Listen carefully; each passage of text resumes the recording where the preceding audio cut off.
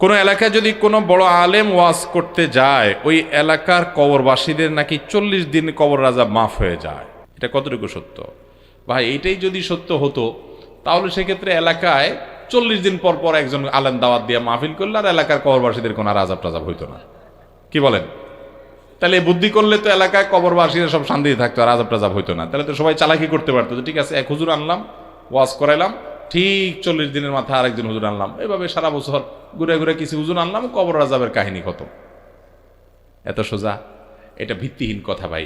একটা জাল হাদিস আছে এই টাইপের যে কোনো তালেবুল এলেম তলবকারে মাদ্রাসার ছাত্র কোরআন হাদিস পড়ে, এরা যদি কোনো এলাকাতে যায়, কোনো রাস্তার পাশ দিয়ে যায়, ওই কবরবাসীর কবর আযাব মাফ হয়ে যায় ইত্যাদি, এগুলো একটাও কোনো বিশুদ্ধতার ধারে কাছেও আছে এরকম কোনো হাদিস দ্বারা বর্ণিত নয়। এগুলো লোকমুখে প্রচলিত কথা হাদিসের নামে, এগুলো হাদিসের বিশুদ্ধতার মানদণ্ডে উত্তীর্ণ কোনোটি নয়।